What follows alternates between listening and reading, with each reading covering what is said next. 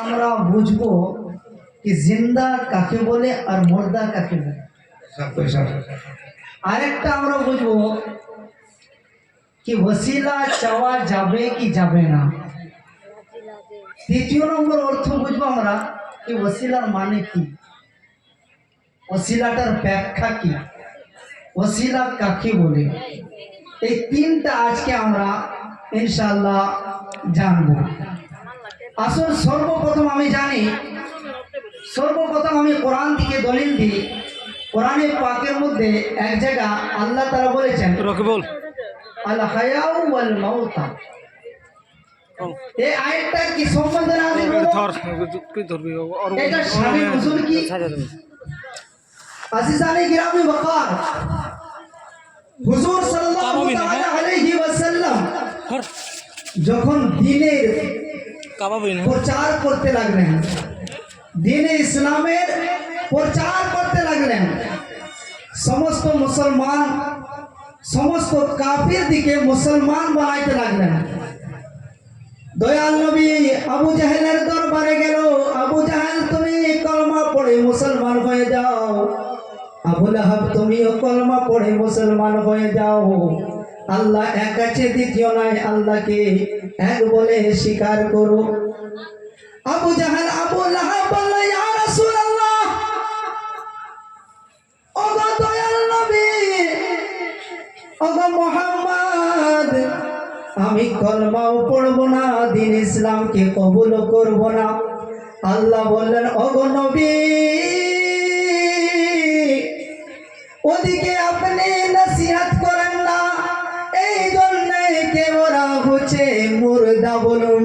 সুবহানাল্লাহ, সুবহানাল্লাহ। ওদিকে আপনি বুঝাইতে যান না, এই জন্যই খতামাল্লাহু আলা কুলুবিহিম, ওদের দিলের মধ্যে আমি মোহর করে দিয়েছি, তাদের দিলের মধ্যে কিছুই নামবে না। ওগো নবী, ওগো দয়াল নবীজি, সুম্মুম বুকমুন উমিয়ুন ফাহুম লা ইয়ারজিউন, তারা চোখ থাকতেও অন্ধ, তারা কোনো কিছুই দেখতে পাবে না, তারা কান থাকতেও বেহেরা, দ্বীন ইসলাম বলে কিছুই বুঝতে চাইবে না, কিছুই শুনতে পাবে না। আমার ভাইরা বন্ধুরা, আমি বলতে চাই, আবু জাহেলের শরীরের মধ্যে রূহ আছে, তার সত্ত্বেও মহান রব্বুল আলামিন আল্লাহ তাআলা বলছেন এরা হচ্ছে বেহেরা, এরা হচ্ছে আন্ধা, এরা হচ্ছে মুর্দা, এরা হচ্ছে মুর্দা। আমি জানতে চাই জিন্দা কারা। আমার ভাইরা বন্ধুরা, আল্লাহ তাআলা দ্বিতীয় পারা, কোরআন শরীফের দ্বিতীয় পারা খুলে দেখলেন, সূরা বাকরার মধ্যে আল্লাহ তাআলা বলছেন, ওয়ালা তাকুলু লিমান ইউকতালু ফি সাবিলিল্লাহি আমওয়াত, যারা আল্লাহর রাস্তায় শহীদ হয়েছে তারা হচ্ছে জিন্দা। এতটুকু নয়, 6 পারা নম্বর 6 এর মধ্যে দেখলেন, ওয়ালা তাহসাবানাল্লাযিনা কুতিলু ফি সাবিলিল্লাহি আমওয়াত, ওই ব্যক্তিরা যারা আল্লাহর রাস্তায় শহীদ হয়েছে তাদের জন্য তুমি মাথাতেও নিয়ে আসো না, তাদের জন্য মুর্দা, তারা হচ্ছে জিন্দা। আল্লাহর পক্ষ থেকে তাদেরকে রিজক দেয়া যায়, বলুন সুবহানাল্লাহ। আমি বলতে চাই আমার ভাইরা বন্ধুরা, হযরত হামজা রাদিয়াল্লাহু তাআলা আনহু জঙ্গে উহুদের মধ্যে শহীদ হলেন, ওনার কলেজাটাকে পার করা হলো, জীবন হলো, তা সত্ত্বেও আল্লাহ বলেছেন, ও আমার বান্দারা, হযরত হামজাকে মুর্দা বলো না, ইনি হচ্ছেন জিন্দা। আর আবু জাহেলের মধ্যে রূহ আছে, তাও আল্লাহ রাব্বুল ইজ্জত বলছেন, আবু জাহেল মুর্দা, আবু লাহাব মুর্দা। আমি জানতে চাই দুজনের মধ্যে পার্থক্য কি? যার কলেজাকে জীবন হলো, যিনি শহীদ হলেন, তার সম্বন্ধে আমার আল্লাহ বলেছেন ইনি জিন্দা। আর আবু জাহেলের শরীরের মধ্যে রূহ আছে, কানও আছে, শুনতেও পেয়েছে, তা সত্ত্বেও আল্লাহ বলছে মুর্দা। আমার ভাইরা বন্ধুরা, তাহলে এটা থেকে বোঝা গেল যে হযরতে হামজা রাদিয়াল্লাহু তাআলা আনহু নবীর আশিক ছিলেন, প্রেমিক ছিলেন। এই জন্য আল্লাহ বলে দিলেন ইনি হচ্ছেন জিন্দা।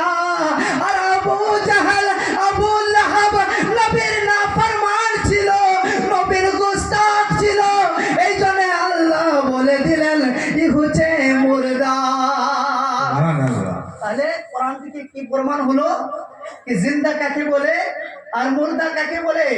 জিন্দা বলে যে ব্যক্তিরা নবীর আশিক, নবীর প্রেমিক, ওরাই হচ্ছে জিন্দা। আর যার দিলের মধ্যে নবীর সম্মান নাই, নবীর প্রেম নাই, তারাই হচ্ছে মুর্দা।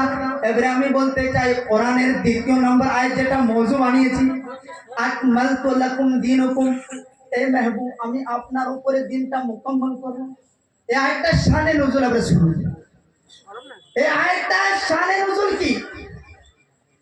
একটা উদাহরণ দিই, তারপরে আপনাকে আমি নিজের বক্তব্যকে বুঝাবো। মনে করুন এক ব্যক্তি এইখান থেকে মুম্বাই গেলেন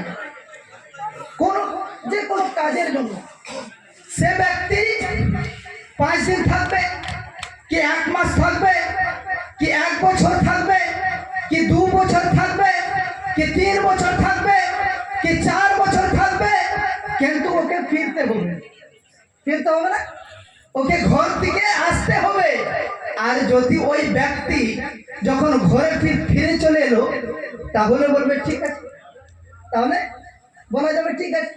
এইরকম আমার নবী